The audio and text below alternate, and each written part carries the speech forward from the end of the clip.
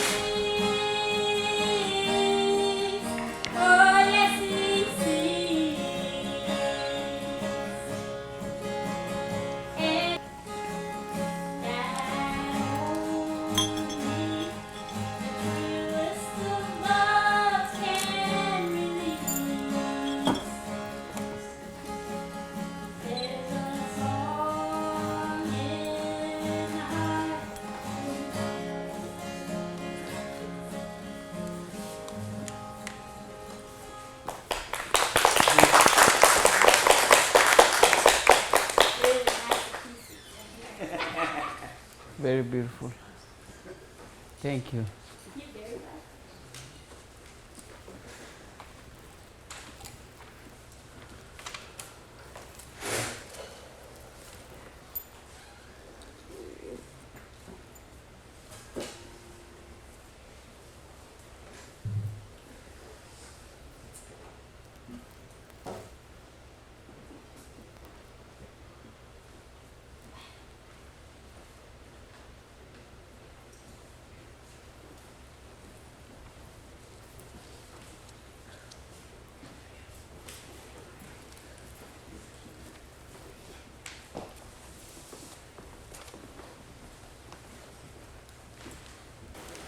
Like father, like son.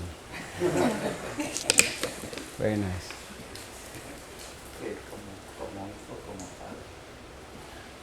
Muy bien. That's all I know.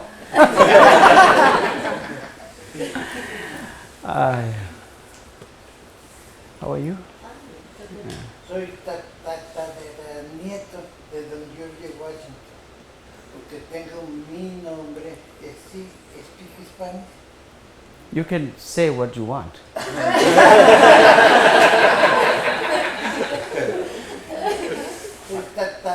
Nieto. My father's name is Mi Washington, papá me puso Washington como nombre. so it says he's the Y aquí es great-great-grandchild apellido. of George Washington. Ya no es culpa mía porque uno no puede protestar a la edad que lo Because that's the name his father gave him, Washington. That's very nice. That's a very proud to have that name.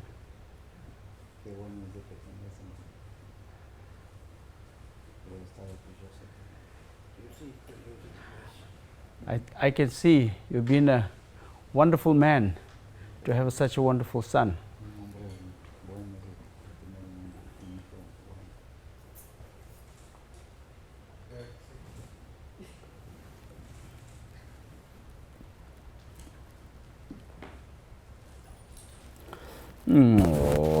La ma la jab zong je wo san je la jab zong je wo chue la jab zong je wo gen dun la jab zong je wo la ma la jab zong je wo san je la jab zong je wo chue la jab zong je wo gen dun la jab zong je wo la ma la jab zong je wo san je la jab zong je wo chue la jab zong je wo Gendun la jabzon jewo Manam kada nyambi simjin tamji dewa dandi judan dimbar juji dunga da dunga ji judan trawa juji dunga mebi dewa tambata min trawa juji nyerin chada nidan trawe danyon jime nganda simla du seme bara nebar juro je sanje chudan soju chunam la chanju pardu dani kyasunchi Dagi jinsu jibesunum jindrola benzer sanje drubar jo majinam ki tada nibesim jenta lana mewa kovan toba chakriya.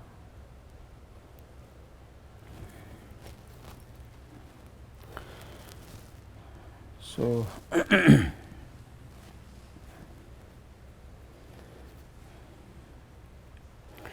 thank you for the wonderful song and the beautiful music.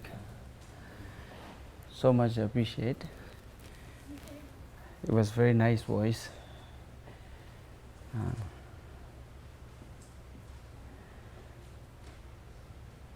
And I thank you all for taking your time out of your busy life and in such a precious life that we have, and those who have worked very hard to make this event possible. San Antonio Peace Center Pilgrimage of the Compassion events that has been, I think even just hearing that was quite a blessing. I think today's era, the only one thing is lacking is understanding of the loving kindness and compassion. Even though we speak about this loving kindness and compassion throughout the eras, how many thousands years we can encounter, 2,000, 3,000 years of age, in those history, there must be at least 5,000-6,000 world war might have taken place.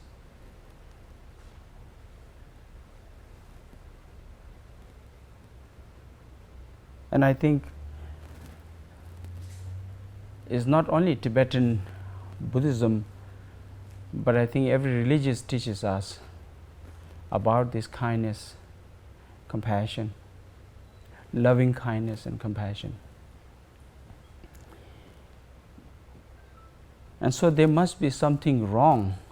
There must be something really we are not understanding, or the true definition of this very love or this compassion, because we are just using it as a pity on somebody, or just with habit to say it just to feel better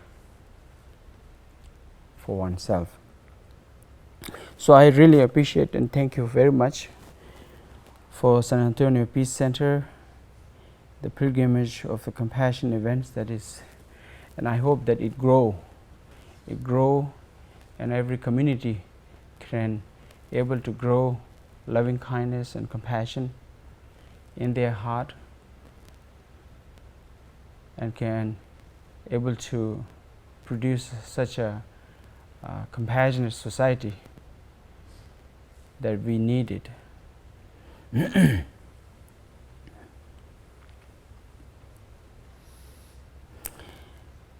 So I think you might have heard a little bit about me from Kylie. Did you introduce? Yeah, we did. Okay.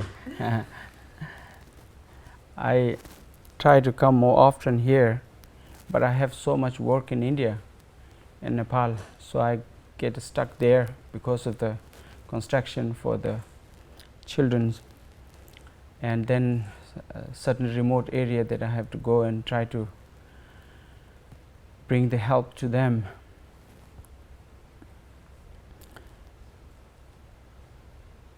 And when I come here, I try to go to certain places where Kylie try to help those homeless people.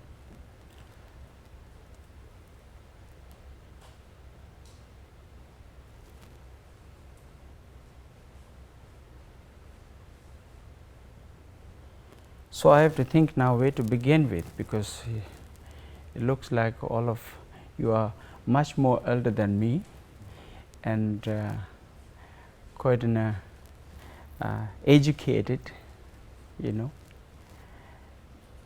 and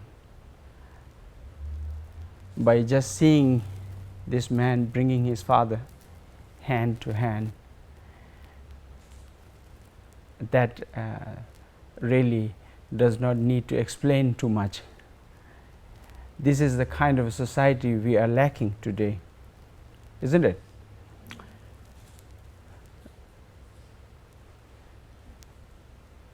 I think we don't have to be in stress and depressed and taking all kinds of pills to be peace and harmony. If we truly, genuinely act as according to what needs to be done.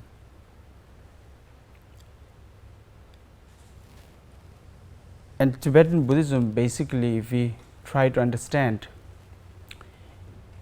the fundamental kind of a foundation, is to try to understand the loving kindness and compassion. And that goes up to the ultimate practice of whatever, highest level of the meditation you could do, from the basic to the ultimate. So in order to understand that loving kindness and compassion, we have to go back to one's own root, where we are coming from.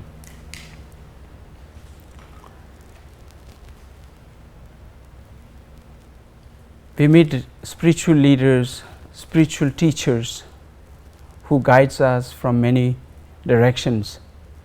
We meet them later in our life, but it's the beginning of our life who gives. For instance, I always try to give this example to those people. We often forget where we are coming from. And throughout the historically, if we, within the Tibetan Buddhism, you will hear motherly beings. Every living beings are considered to be as a mother. Since our tradition believes that we not only cause and effect, but the cycle of life. We might have countless lifetime we might have taken. But sometimes it's difficult to comprehend those, to understand. And so beginning of my life, what my teacher taught me is, we might not able to comprehend those, but this very lifetime, you being alive right now is the result of the seed of loving kindness and compassion.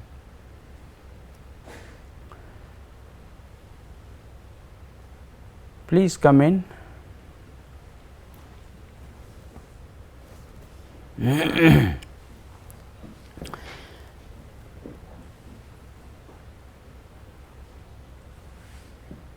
And so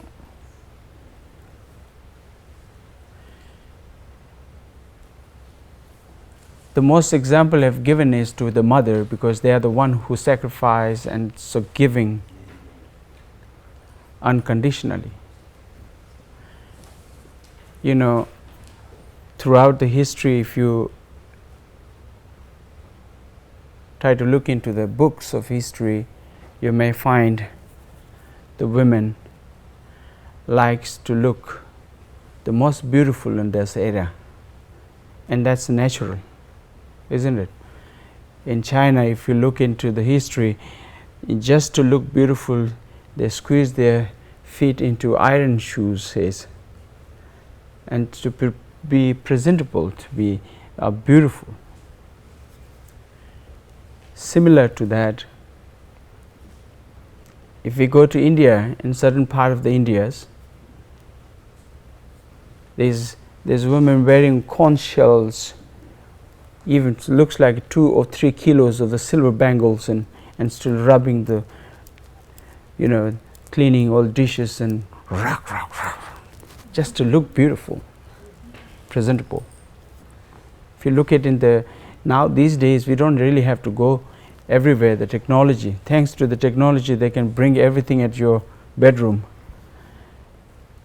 National Geographic to Discovery, and you can see all over the world, and you can able to see those beings who lives on the other side of the planet. And some of the women's, they want to, that's their culture, to look presentable and beautiful, so making a very tall, long neck. No, have you seen those?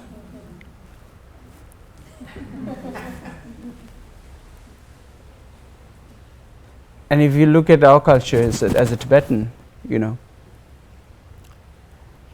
have a tradition of wearing ornaments with the gold and silvers and with all kinds of turquoise and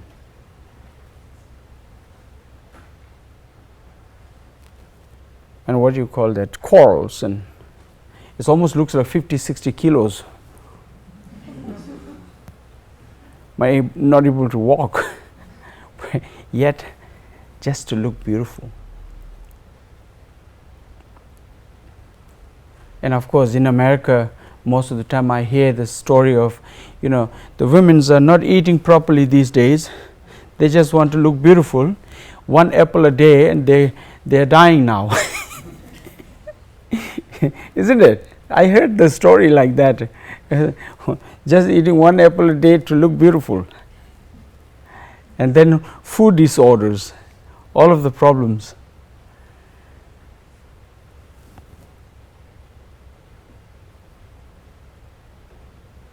And the day they accept to become pregnant and agree to give us birth, they give up all the desire that they have. Entire life they wash and cream them and makeup and everything, they just give up the very next day. They give up the comfort that they have, wonderful clothes that it looks very nice, they have to give up, it won't fit anymore. So, and the delicious delicacies, lots of advices from parents to grandparents to in-laws.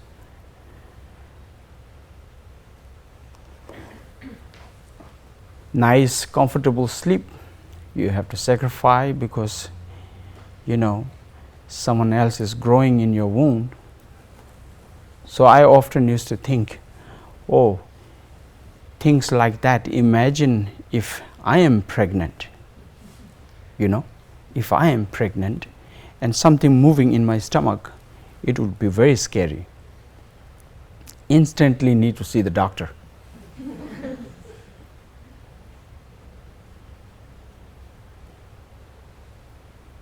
And these mothers, the day they give up all the desires that they have, from the day one,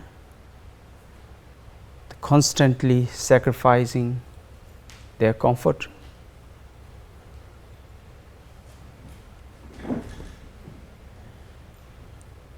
and I often used to amaze to see that they not only sacrificing and all this sacrificing that they go through, but they're so looks like enjoying it. No? Oh, it's moving here, it's kicking there,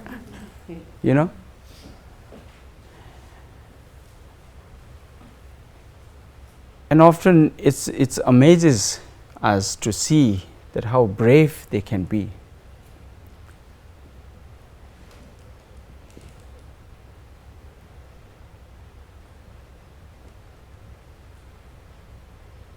The braveness is, I realize later when I check, meditate, is because of their complete selflessness.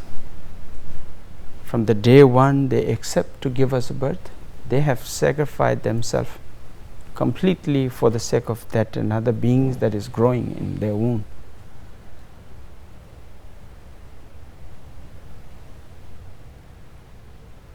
Complete selfless.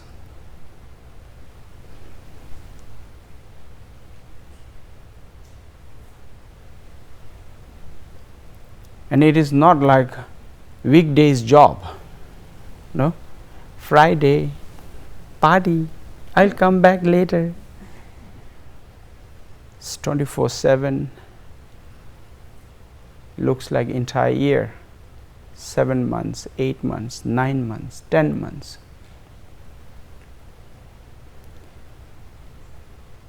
And fortunate enough of those mothers who have been born in such a countries like yours, developed, educated, high technologies.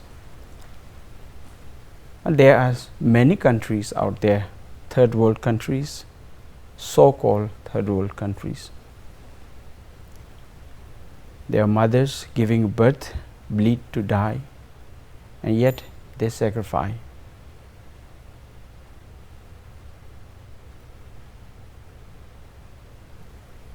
From the day that they accept to become a pregnant to until the day they give us a birth, it's a tremendous sacrifice. Every second they give attention to that very child that is growing in the womb. And the day comes about to give a birth, 90% of the experience of the death, tremendous painful, unbearable painful. The nerves has to cut, joint have to break.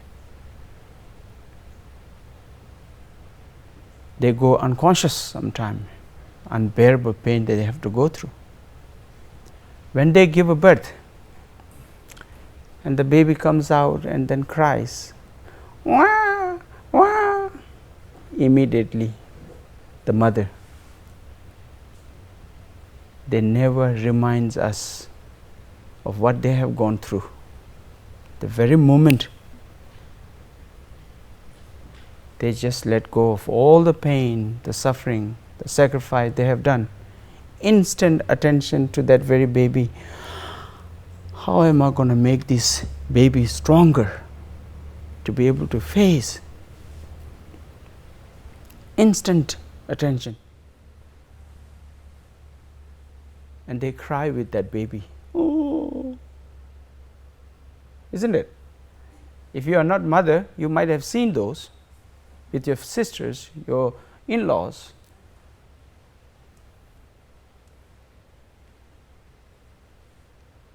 And it is not the end of it.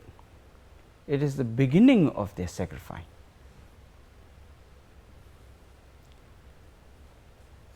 The beginning of the sacrifice until they take the last breath.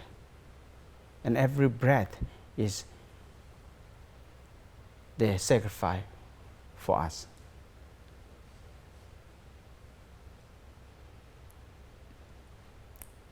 I often tell my students in Miami or Los Angeles and any places that I go, and even the universities, it doesn't matter if you are 30 years old, 40 years old, if you have the mother, and if you call them, they will say, "Did you eat? Are you happy?" Isn't it? And if you, with no reason given, you cry, they cry with you. They don't need the reason. If they see that you are not happy, they will never can be happy. They cry with you.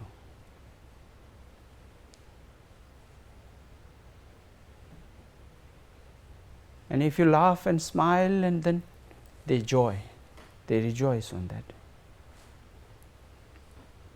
However limited knowledge that they have, they give us.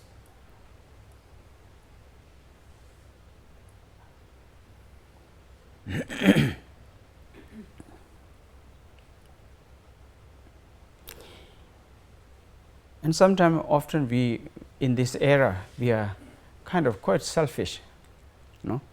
Most of the time, we get doubt of those such a kind and compassionate parents that we have, and we ask them, "What do you want, Mom?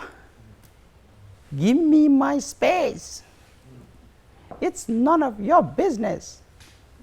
Isn't it? It's like that. And then we get constant doubt. What do really they need? They want? What do they want? In a Tibetan, we say,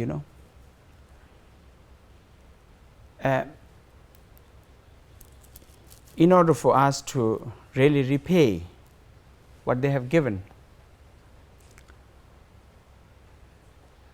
and even if you are like a Superman, could able to carry them on your shoulder and fly universe 3 times and take all the pilgrimages, thinking that I will repay them, still not going to be able to repay what they have given us. And if you can even buy entire Texas and to say, "This is my repay to you, Mother,"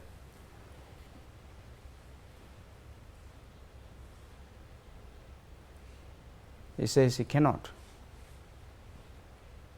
And so this is the doubt constantly we feel. What do they really want? What are they expecting from us?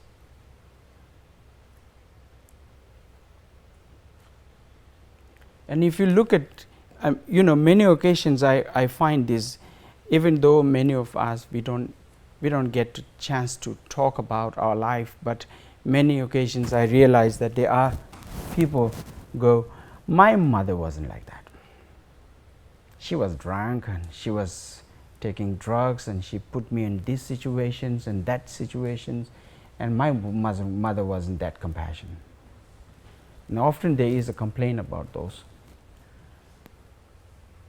But if you look at carefully, your existing itself right now is because of that gift, that very seed.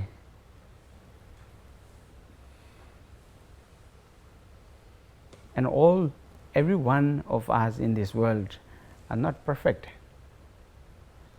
and we are very limited in our wisdom and knowledge. If they know better, I say, if they know better, and they would do better. How much they knew, they did. After all, we are here. The greatest gift that they have given, the wish fulfilling jewel type of life. In Tibetan, we say, wherever this space covers, there is countless beings out there, on the ground, under the ground, in the ocean, on the ocean, in space, numberless beings.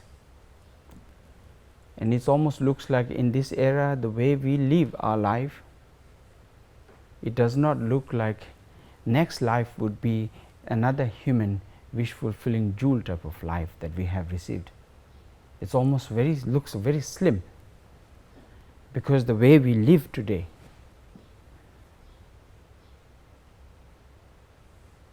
we think every living being is like a delicacy now. No?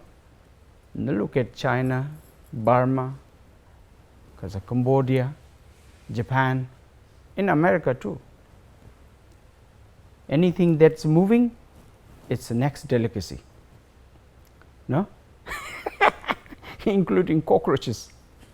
Now we eat them. Nothing much left that we haven't tried.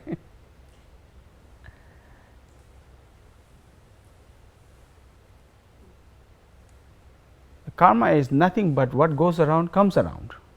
No? Karma is whatever you have put the seed, that grows. That repercussion, that consequences. Karma is quite famous these days in the West. Everybody knows karma, but karma is nothing but as actually our own action. So such a kindness, such a loving, caring, such a compassionate,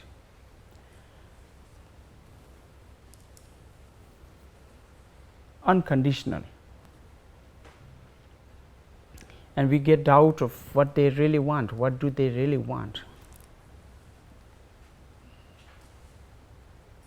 There's only one single thing that I see, and I think any Buddhist teacher would say that, is our well-being and our happiness. And that's all they expect entire their life, every breath they take.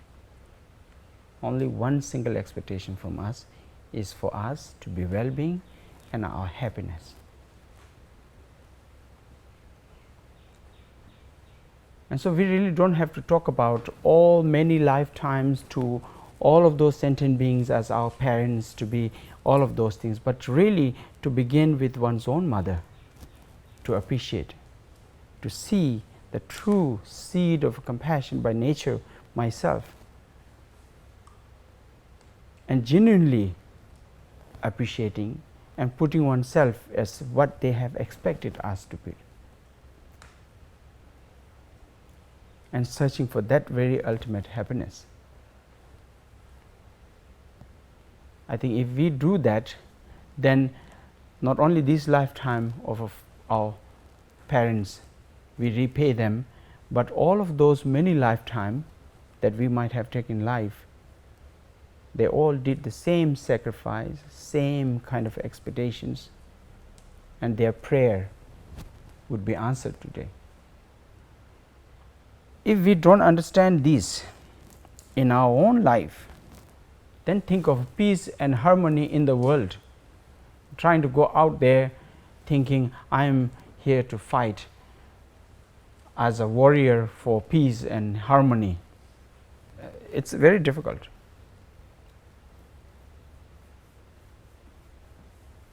It's like there was a fire in California and other places, no? If we have a home there and our home is catching fire, and then we are running around trying to put off the neighbor's house a fire, it will be very funny. It will look very funny. Rather you save your own house first. And it is very interesting example. I often really bow down to those teachings of, even in a plane when you fly, they say, put the oxygen mask on yourself and then you help the others who are in need. That is very true. If I cannot breathe, how can I help the other guy?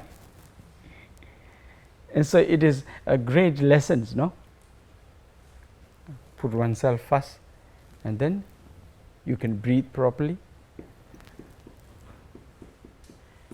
It's like not knowing how to swim and trying to save the other one who is drowning there. Both will drown. So I think it's very important to understand the one's mother first. Whether you want to be the good guy, compassionate one, or you want to be the spiritual person, or want to be very specific in one religious as a Buddhist, on that path, without understanding this basic fundamental compassion and loving kindness, is not possible. And if you do, half of the problem will vanish. If you truly, genuinely take that serious and go and bow to your mother first and to say thank you, thank you. And if you can't, wash their feet with the flower scented. Thank them. I guarantee you half of the problem will vanish immediately.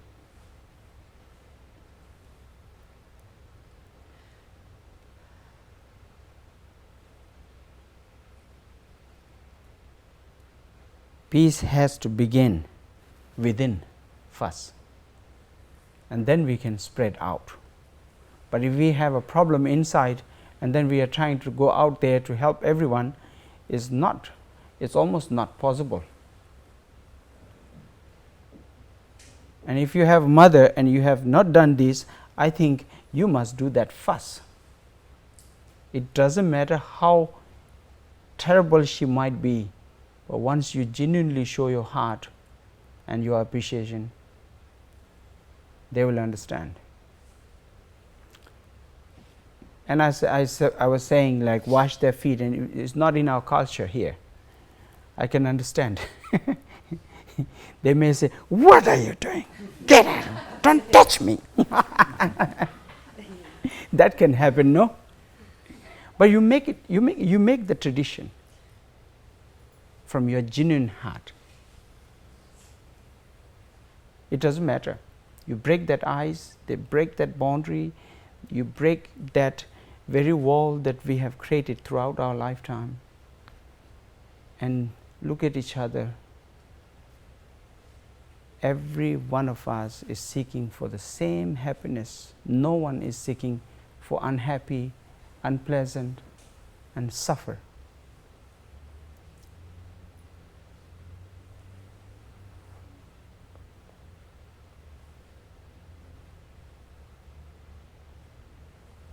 This era, if we do like something like this one, no, just few walks. This man walked with his father, holding his hand. 7 steps, I believe, 7 lifetime of his karma is purified right there. And I bow to such a kind, such an act.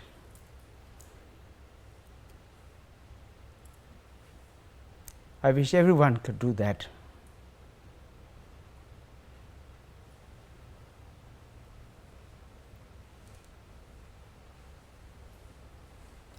Life is too short to plan too many things.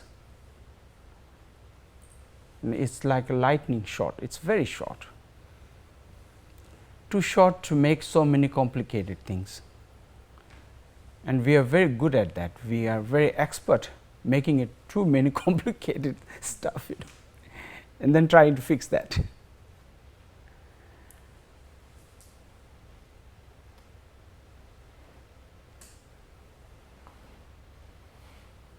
When we say "I love you" in Tibetan, and in a Western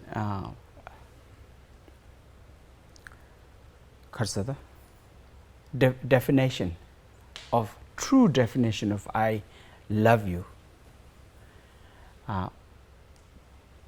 it's almost in the era, not necessarily only Westerner. I'm not saying that in the today's world. Even in Tibetan community also, when we say "I love you," it's almost like we are just talking about like, "Oh, I love you because you have very nice hair," no, outer kind of a beauty, and we just attach to that. There is no genuine of saying. It's just a habitual nature of just saying, "Oh, I love you," just because you have beautiful eyes, or because you are very nice complexions.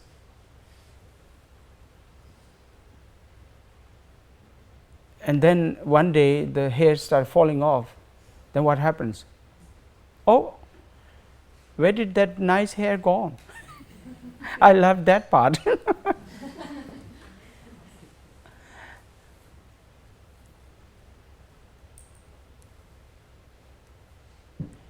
In definition, in Tibetan, when we say "I love you," we are saying, "I want you to be happy." That is the true definition. I wish you to be happy. Nothing more, nothing less. However you are, I wish you to be happy. That is the true love.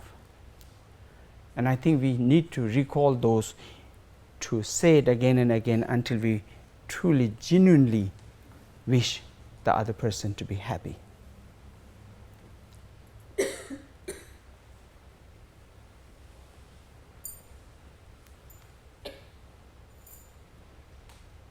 And then we talk about compassion, as here we have event of a compassion. And then compassion is not just merely of a pity things. Today's era we use this, oh, I have a compassion on you, as a compassion. Oh, she's going through a cancer treatment, oh, I have a compassion on you. It's merely a pity stuff. No, it's not realizing we should really go back in a different terminologies of the dictionaries and find out what does really these other cultures meant when we say compassion, because it gives you so much of true understanding and to how we can live our life properly, fully.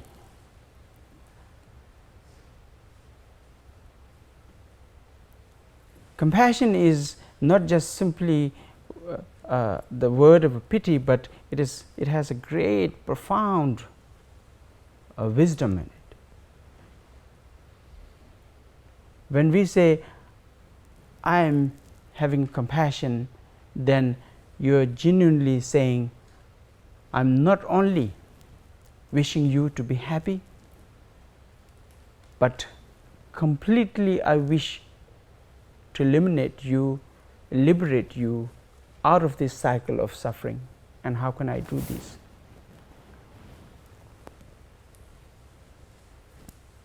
And for that, I would do everything and anything for the sake of all my mother beings to liberate from the cycle of suffering. And for that, every breath that I take,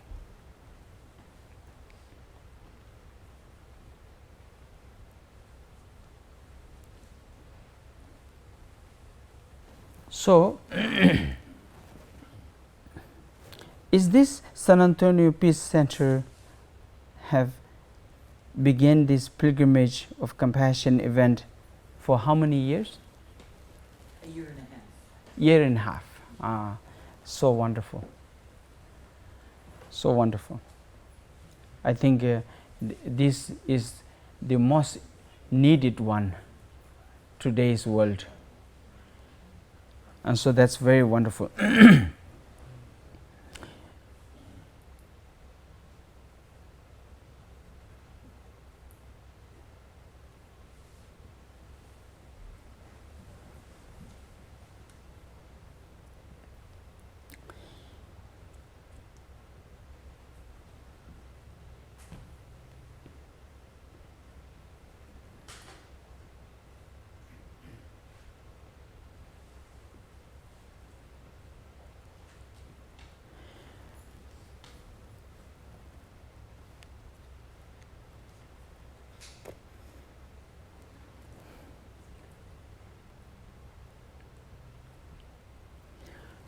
So, as I was talking about how many countless living beings on this planet with us,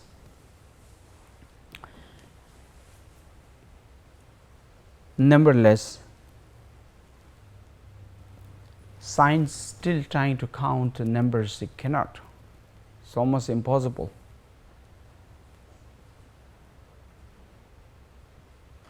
Different species every day they are discovering.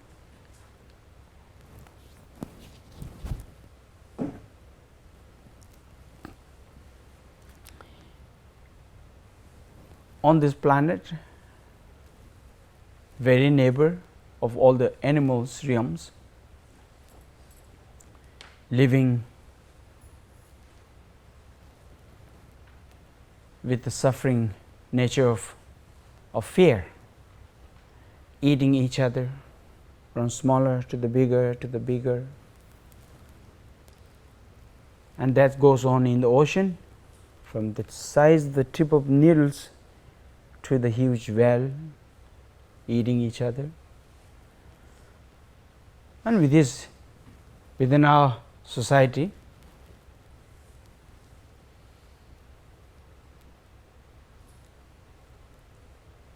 and that's why I say it is almost looks like, when we go to the market, what is there in what you call as a grocery market? You find all these foods. Because supermarkets, the big supermarkets, and nice packed it, meats around. We don't think of as this has been butchered somewhere yesterday, died, traumatized with the fear. We just think this is another food.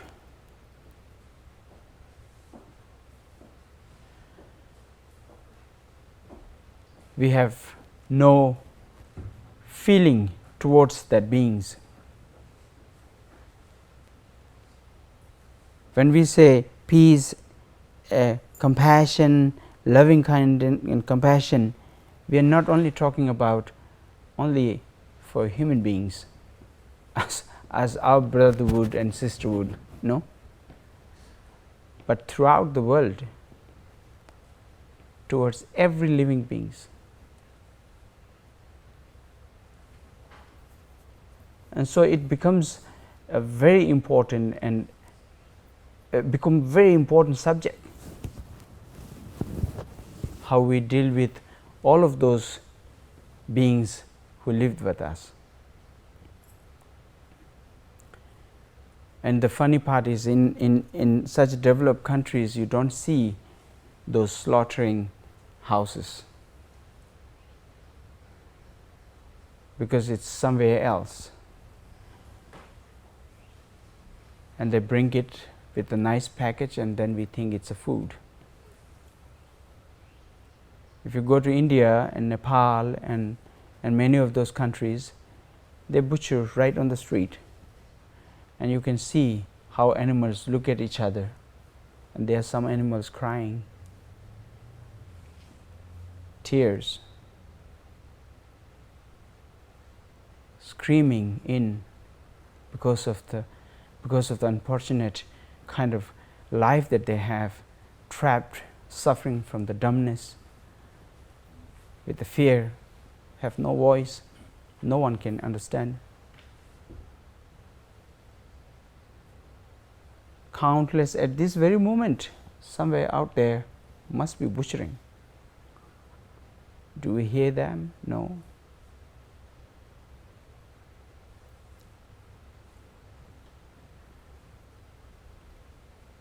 If you look for it, we will find it somewhere.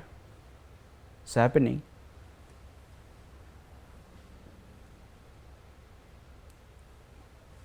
If we care about it with a kindness,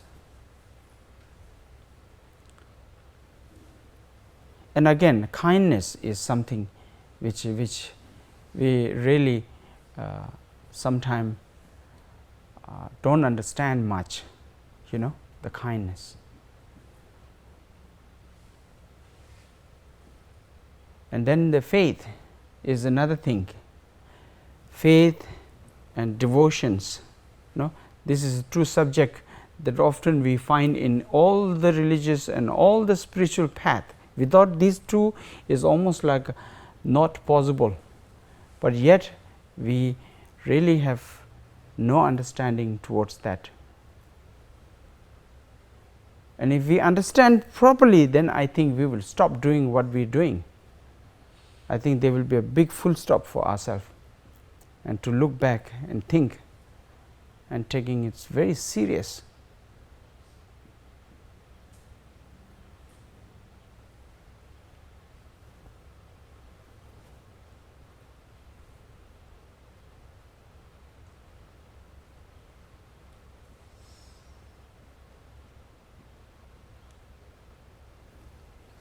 Loving kindness and compassion is such a profound and so important in our life. Without this, is almost life is worthless. And in order for us to be born as a human being, to make it as a worth being born as a human being, I think we need to look within oneself. Begin with oneself, that how we are trapped in such a form of life, and how did I fall? Where did I come from? What am I doing now? How much is entire history, if you dig down on the history books, what they have accomplished in their life, and what can I achieve?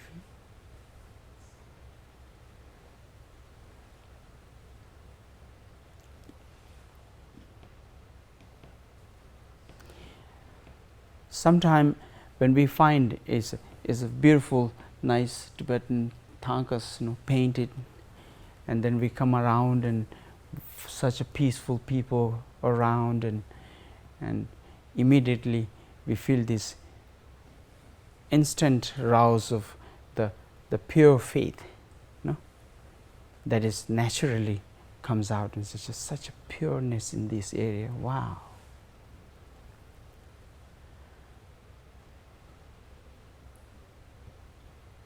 And then the second part comes, oh, what is this man doing? And what is that? What is this? Who is that? All kinds of doubt. And then finding out that there is a way out. Not only way out, but there is this called enlightened beings have crossed this journey and completely awakened.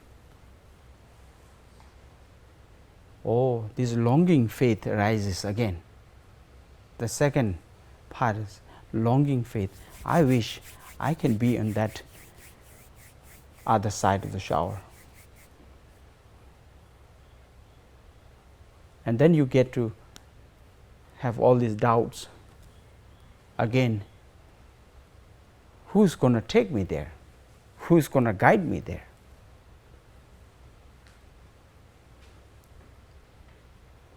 Or whether genuine kind of a person. I often think of myself as I'm really sometimes very fearful of flying. I don't like flying. I wish I can fly myself.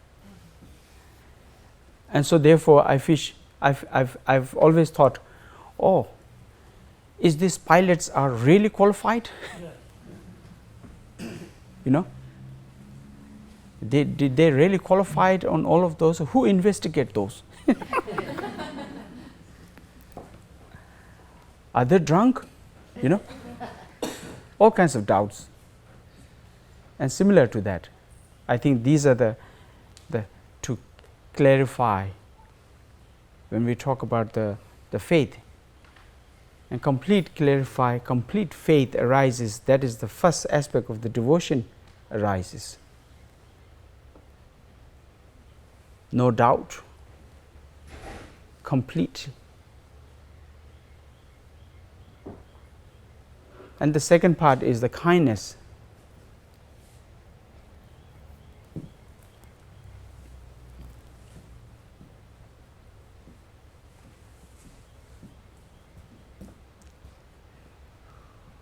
Kindness of this very part that we've spoken about, loving, caring, and compassion from one's own parents,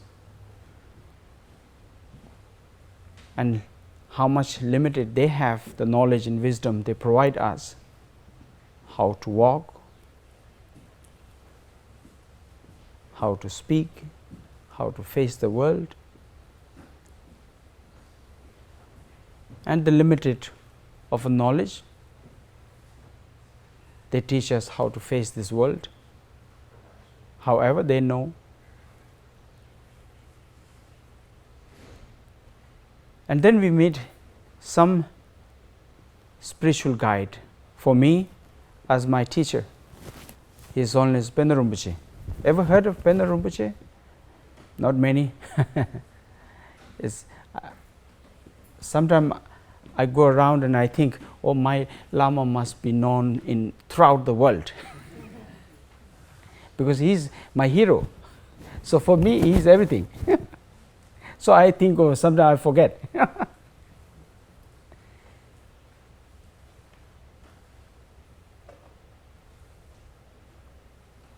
If I have not met my Lama, my teacher, then I would be a loss in this world.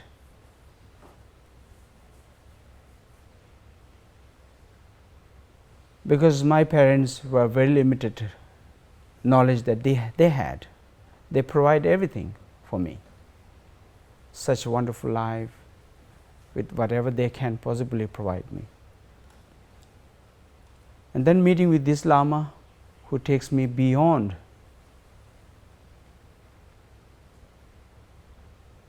not only this lifetime, but many lifetimes to come, that I would not put in jeopardy.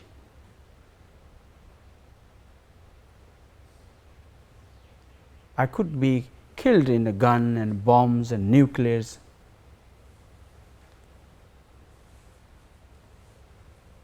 But I will reborn again. But if I do a non-virtues, killing, stealing, lying, all those negative actions, that could jeopardize many of lifetime to come for me. And so he saved me from those negative actions. Such a kindness from my parents, gratitude to their life that they have provided me, and then to my great teachers who have guided me to not only this lifetime, to not to put jeopardy of a many lifetime to come, and to every day, every breath that I take to practice mindful of compassion. Such a kindness and compassion. And so to understand that kind of a kindness is a really second kind of aspect of the devotions.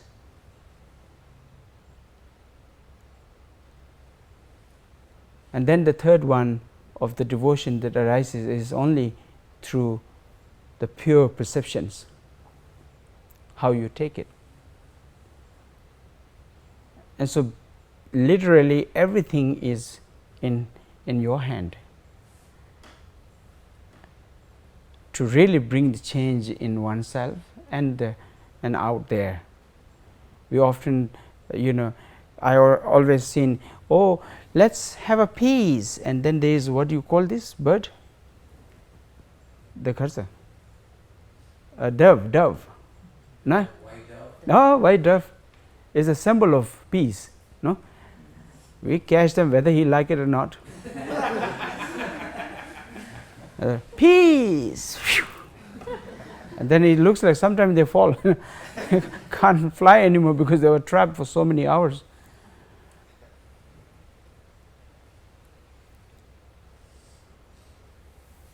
I think peace has to work within oneself and then spread to the others. You will not find one Buddhist community waiting, looking at the sky and putting hand out saying, please give it to me. Truly, you will not find one Buddhist doing that. Not in our community. Because we know that there is nothing out there. If there is, then there is stars and galaxy, that is also we consider to be delusion, illusion. And there are sometimes entire your life wait like that in the sky, there are chances to fall things on your hand. There are those eagle and crows flying, their kakapupu may fall. But otherwise there is nothing out there.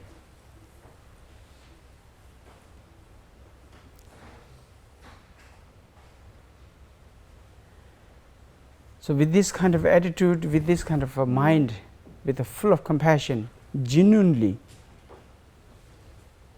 first think of oneself, how am I doing in my life? Not just wonder, not just go around with whatever I think of and just chase that, you know. And you can see there are many richest of the richest man is still running, still chasing. I often find many of my students, they have this, oh Rinpoche, I have the best car now, 10 blinking lights and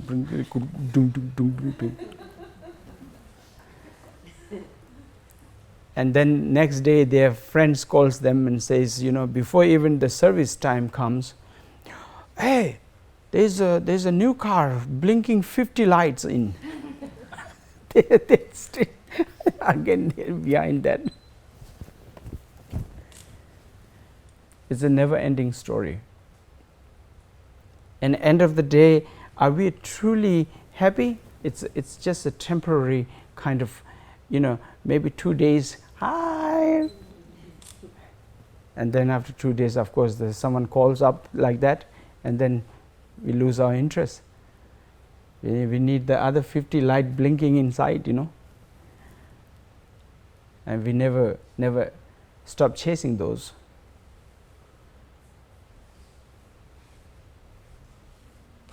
And the true kind of happiness is truly, it really does not cost at all. It's completely free.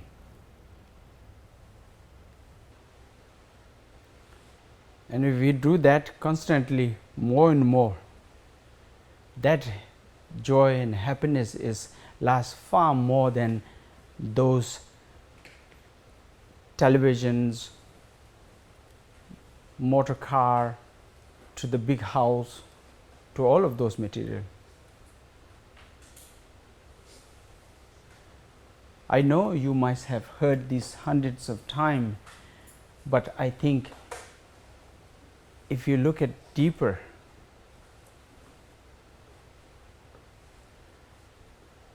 because of the project I have to run like this, otherwise I really don't like to run at all. I wish I can be in my cave and meditate. I used to think 30 years is very old age, you know. I used to think when I was young, I said 30 years, then I'm in retreat, that's it. But now I'll cross 40. I'm still running because of the responsible. There's nothing I can do about it, but at least something that is bringing change in a community and for many generations to come, that they all can be educated. So I feel like this is also worth of doing it.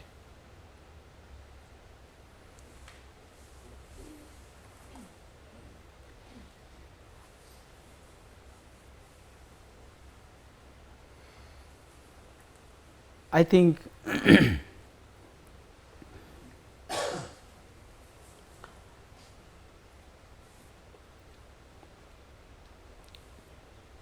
there's a very nice story I heard from my Lama, saying, you know, there used to be one wonderful yogi who lived in cave in Tibet, very compassionate, practicing, meditating many years in the cave.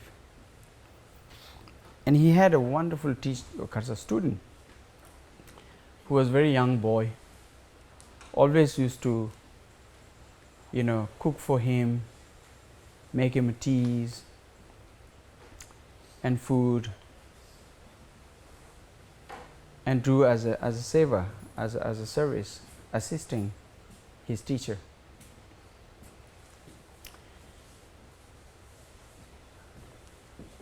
And every week he had to send down the monk, young monk, down to the valley to buy certain market, foods. And every day he goes, every weekend he goes down there to get all the foods and stuff. But one day he sees a beautiful girl in the market, and then he sees his girl and he goes like, hi, hi, and then hi, bye. And the next weekend he sees again, and not only hi, bye, but now he's just like smiling. Hey. Every other week they're getting closer and they're talking more and more. And the yogi who up there in the retreat, he really don't have to go down to see him, but he can really, through meditation, he can able to see what he is getting into now. So one day he says, he calls up the magician in the town. Tibet is a, believe it or not, from my vision, Tibet was like a magical country, unbelievably very rich in culture and traditions and educational part. I think you can learn the worst of the worst of all the black magic to complete enlightenment. So he called up the very powerful magician up, and he said, I'm going to send my students to you, and please you show him a glimpse of his life. And he said, okay. Then the magician left back to his town, and the student came back, the young monk, and he said, I would like you to go down there to borrow, chasa, which is like the special tea maker, because in a cave you don't keep those, no. So because I like to have a special tea, and which is Tibetan specialty is what? You put butter, milk, salt, and it's very thick. I think in the high altitude you only can digest those, not in the lower altitude. So the monk comes at the door of the magician. He didn't know whose house it was knocking at the door. And then he says, I'm here, I was sent by this yogi. And the magician says, oh, you are the boy, come in. Then he got in, let him sit, and he pours the tea in his cup. And such altitude in certain part of the Tibet it says some places, I don't know whether you believe it or not, but when you pour certain water on the ground, before it drops, it becomes freezes, like a frozen. I don't know how much up to that's true, but sometime we heard when we were very young, says when you urinate the urine gets frozen before it just get into the floor. But that climate is in such a way that when you pour a tea in your cup, you have to immediately start drinking, otherwise the steam vanishes, the warmness vanishes right away. And so when he poured the tea, and then he just puts him in sleep, in the magic. And the boy, he was certainly in the middle of desert, like a Sahara desert, no? Is that a Sahara desert is the biggest desert in the planet? Is it something like that? And if you are in the middle of Sahara desert, and you are lost. And he was feeling like he has been there forever, and he's trying to find the way out. And he's trying to find a way out, looking, seeking every directions, and somehow he's trying to walk in one direction, thinking that I will find some way out there, the end of this. Days, weeks, months, and years he's walking. And he feels like, now I'm going to die. I don't see any way out. And finally, when he was almost falling apart, he sees there is one small tree branch with a little tent, and there is a movement of a human. Oh, he sees that and he goes like, wow, now I find someone.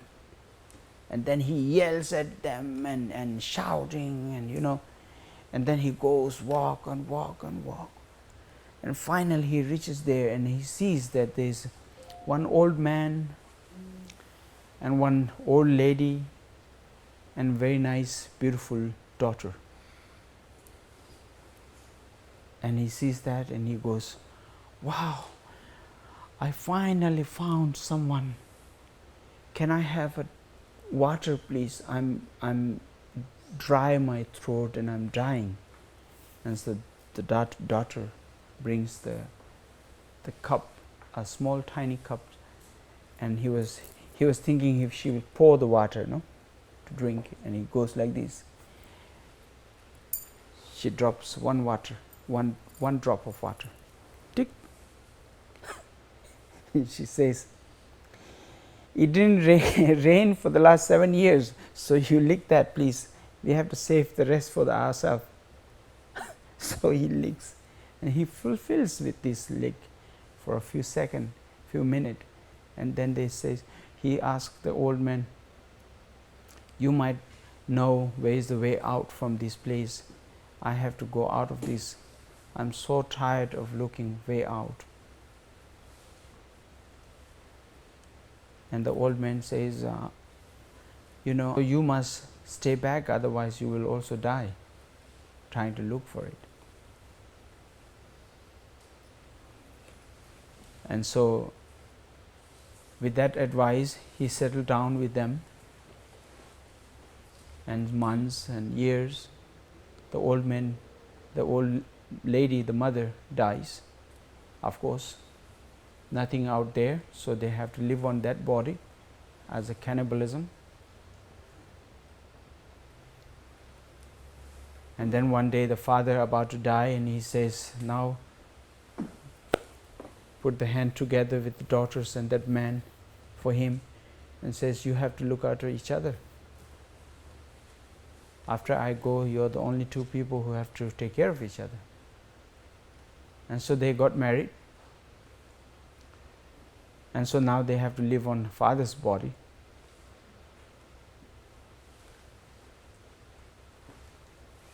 And then year after year, there's a baby being born. One being born here, the other one is dying, starving. And after a few moments, he looked at himself and thinking, how did I end up here? What made me end up here? He was crying to himself, sad. When he had this feeling, the magician broke the magic right there. And he wakes up and he goes, that was a dream? And then he sees the cup. They pour the tea, steam is still up. Within a few seconds, he has shown the life that is going to take place. Immediately, he understands why his Lama sent him down there. He runs back to see his Lama and says, forgive me. The reason what I am saying this is because our life is like that right now. We have no idea which direction we are going. But we are going somewhere. The good news is we are not giving up, isn't it? We never will give up. It doesn't matter whether the television brings us the happiness of temporary for a few minutes, but after that we will look for another thing, no? Bigger TV, bigger screen. But we never give up trying to find the ultimate happiness. So we don't have to be depressed, too depressed, saying world is in such a misery. Nobody is out there. For instance, in the traffic, 4 direction of traffic, everyone is going this way to that way, but they are all looking for some happiness, trying to find that. And it will be so silly for me to go out there and say, you are in the wrong direction. No? When they are in the right direction, they are. We will never give up looking for that happiness. So that's a good news, I guess.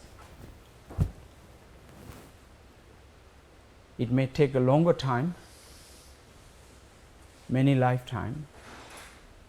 And as a being gathered here as a spiritual person, on the spiritual path we are, as we call ourselves as a spiritual person, then it becomes much more serious and much more of a kind of a serious, because we don't want to lose, think of as next life to the next life, but very this lifetime we can make a difference. And for that we really need to go back to our home.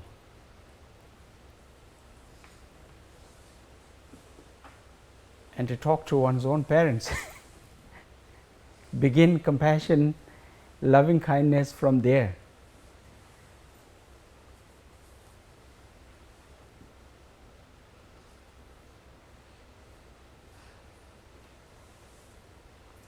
It doesn't matter how cruel they have been to themselves,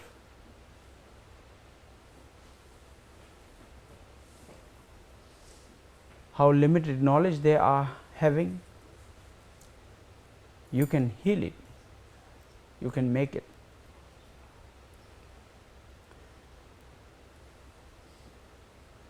So I think peace and compassion, loving kindness, all of these can increase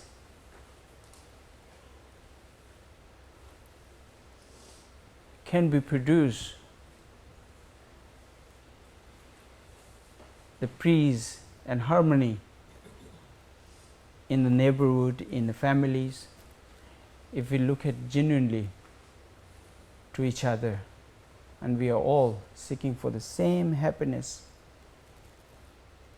No one is out there seeking for unhappy, suffer, trapped. And so furthermore, we should have loving, caring,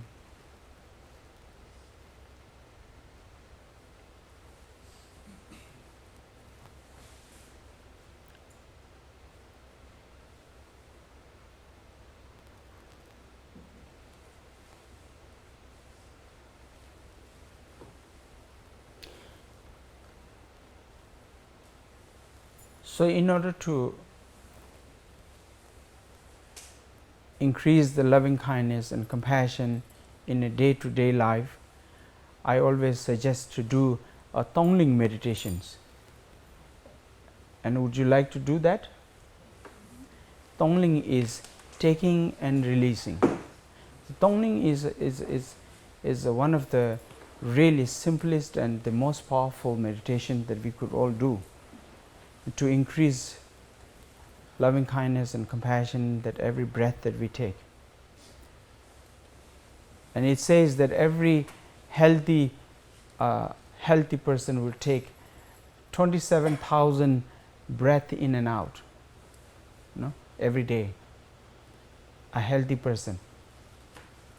But in those 27,000 time of a breath in and out, we don't really value one breath out of those.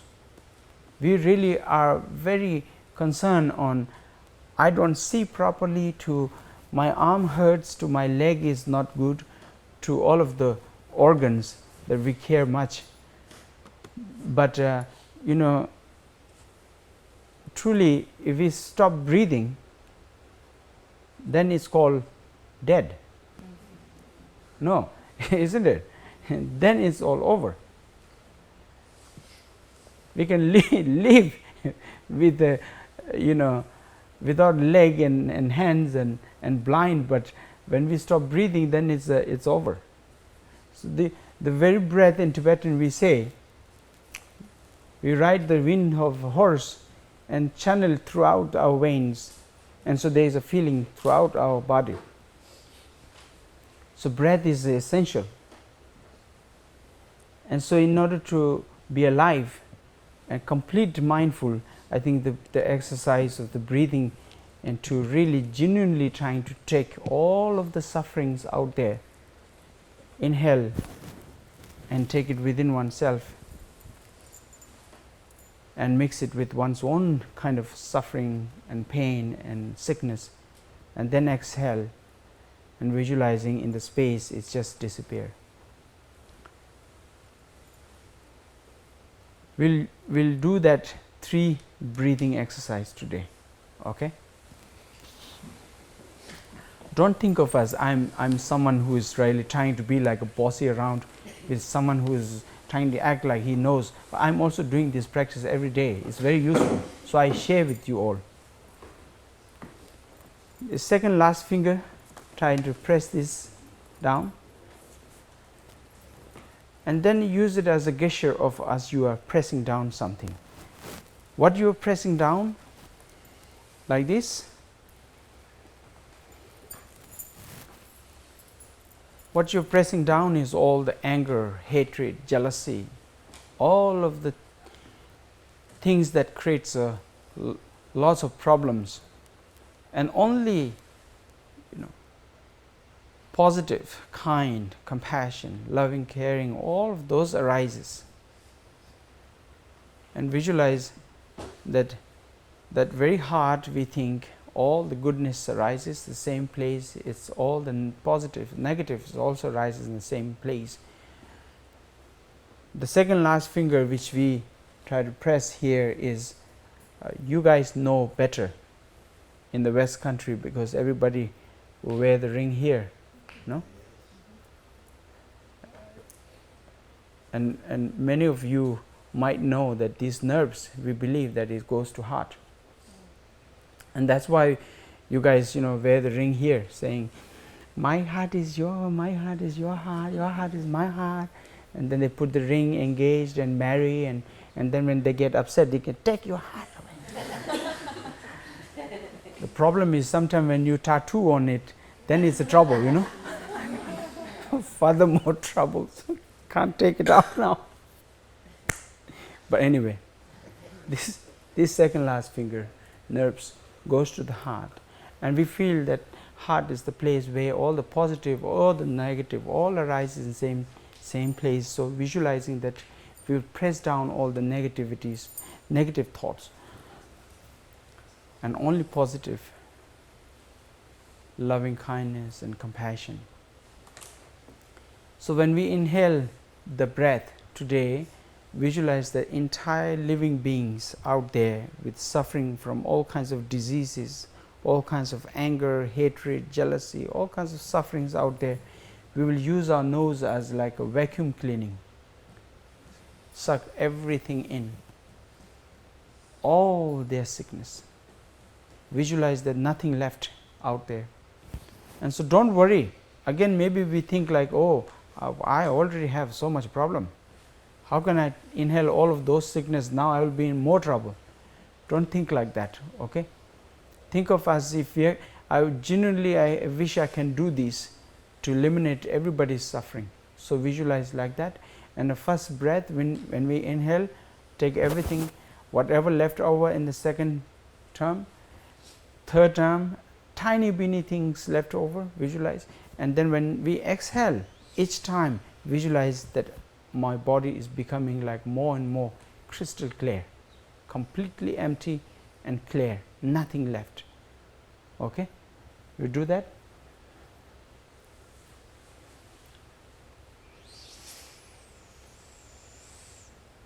Breathe inside, inhale,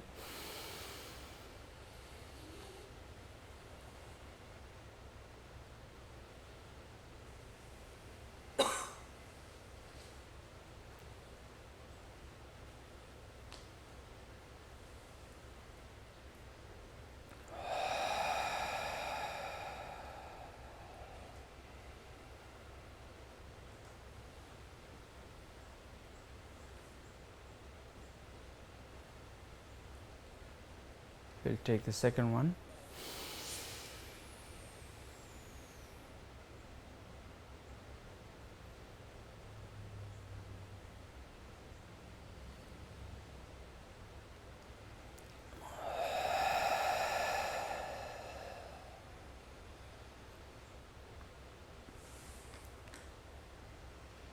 Take the third one.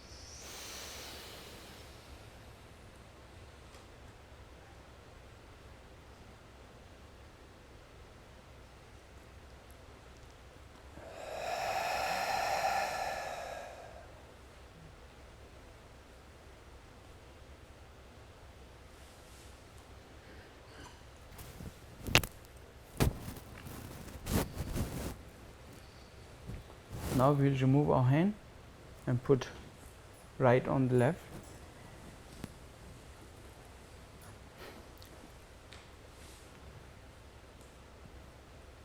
When you do this practice, don't think of truly as, oh, if I take all of those sufferings, those who are in hospital right now in San Antonio, Austin, Houston, all of those places, Dallas, how many hospitals might be out there?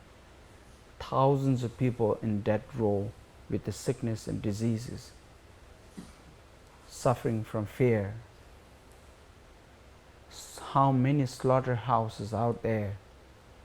How many are about to be killed with the trauma? All of the sufferings with the diseases and everything, inhaling. Never think that, oh, I will be in more trouble. With a full of kindness and compassion. If really truly if you can take it, then that is the greatest news for Texas. No, only Buddhas and Bodhisattvas and enlightened beings can do that. And that if we can really inhale something and be able to really take it, the others suffering, wow, we have found another Buddha. That is the greatest news for Texas. So don't think like that, that I will be in trouble. So visualize genuinely, you'll be able to do so. And once you do that, exhale. When you exhale, visualize when you breathe out, visualize your stomach is almost like a wave to the mountain, no? Like empty it completely, nothing left. Now, when you put hand together as a gesture of the position, the quality of the Buddhas, there are many qualities, and I wish that we all achieve those qualities. No? This elbow, don't be like this, just straight a little bit, like a little eagle ready to fly. Your backbone as straight as arrow. Your chin, look down a little bit, don't bend down. Your eyes Don't close, don't open wide open. Look at tip of your nose with a full of compassionate look towards all those sentient beings whom you have taken negativities. Now visualize in front of you a spark of light, and that very spark of light transform incredibly image of the Buddha, not like a statue, not like a metal, not like a painting. The image as it is like a rainbow that you can see through it, but so vivid. From his forehead to your forehead, visualize shooting a very sharp light and filling up the nectar from your toe to your body, completely filling up. And visualize that your body completely fill up with all this nectar, and we have countless pores throughout our body that usually we sweat.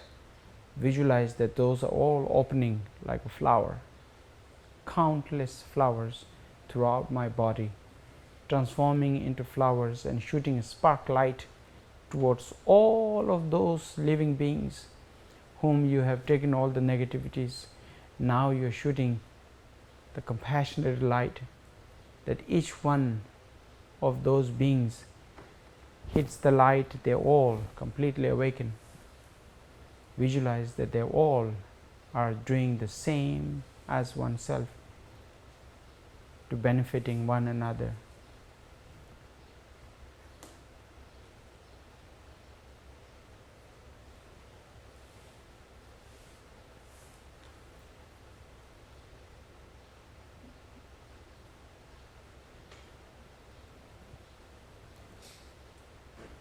And visualize that how fortunate I am to being born as human being. I must have done something incredibly great merit that I might have earned in the last life to achieve such a qualities of life, and to be able to do such a compassionate activities. I am so fortunate, and rejoice and visualize that all the God and Goddess, whoever you believe, an angel, whatever you believe, all of the positive, those who supports the positiveness, are enjoying, rejoicing, and visualize that they throwing the rains of flowers, and no one is left behind without touching from your compassionate.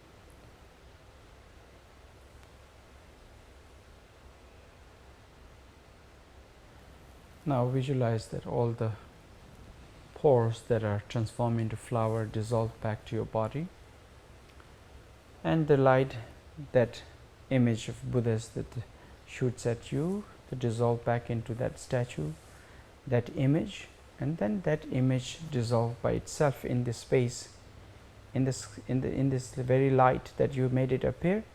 Visualize that spark of light dissolve by itself in the space, and try to stay in that stage for a few seconds, please.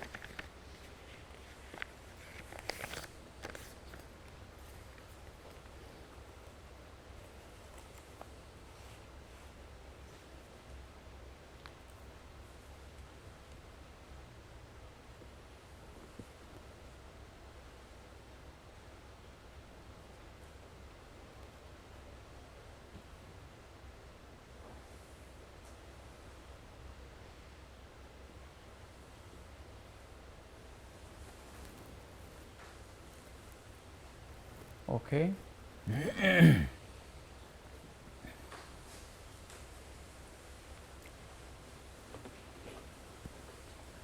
And so it will be very nice every morning. You might have your one way of starting your day, but if you can add this just as soon as you wake up, like I slept like a dead. I woke up now. What more miracle I need to see than this? Another day, another life. How fortunate I am. Now make it a better day with a full of kindness and compassion. Breathe, exercise. And then throughout the day you will not get upset with anyone. While you're driving, where you do work, it doesn't matter what kind of profession you are in. Even the mechanic who fixes the air condition can practice every now and then with a full of compassion with his job. It is all depend on one's own motivation, intention.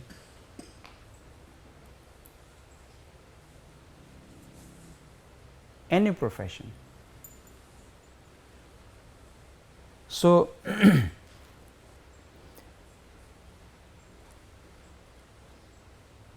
since I thought I would really not only share some of my thoughts and my practices, but I thought I would do a little bit of blessings and ceremonies, so that from this day on you accomplish all the good wishes that you have in your heart for the well-being of all the mother beings. So I do a little ceremony for you all, and then we will finish that way. Okay? You will like that?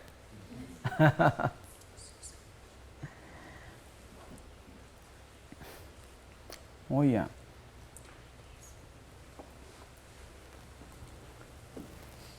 I might need Kylie here, please.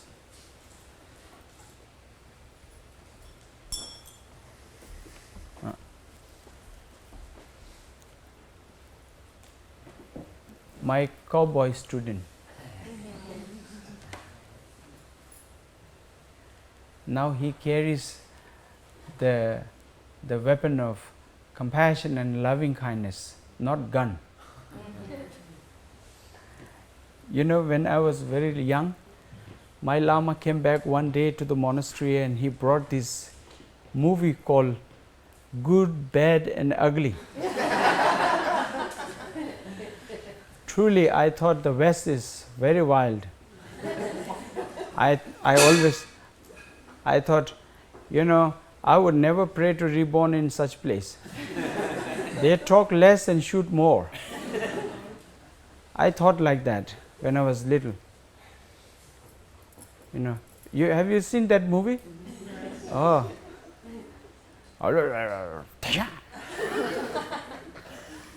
Then they pull out everything, you know. Oh, we were very young, 8, 9, we were. That is barbaric.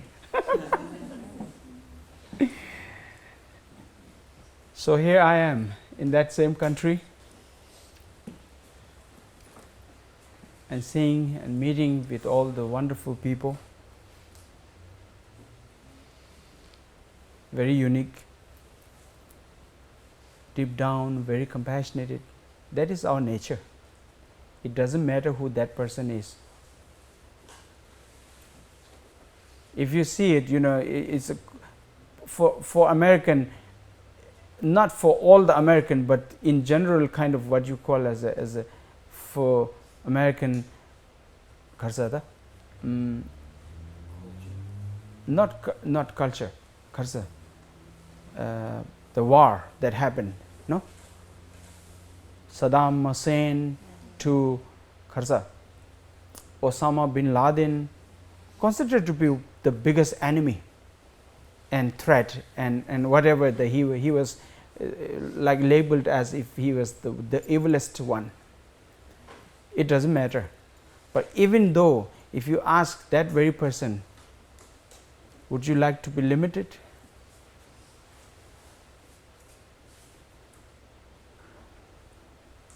He would say, no.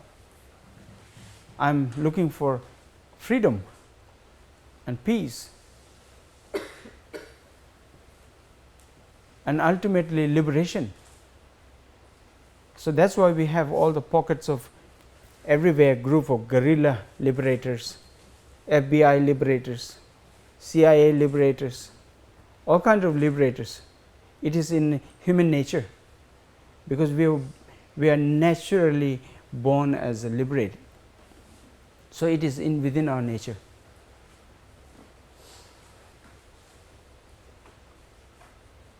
There is no one single beings out there not looking for that. So we need to have furthermore not only just sympathy, but truly, genuinely have compassion to each other. Because we are all in the same stage, no different. You pinch here, you pinch there, same. Not even size of a hair is different.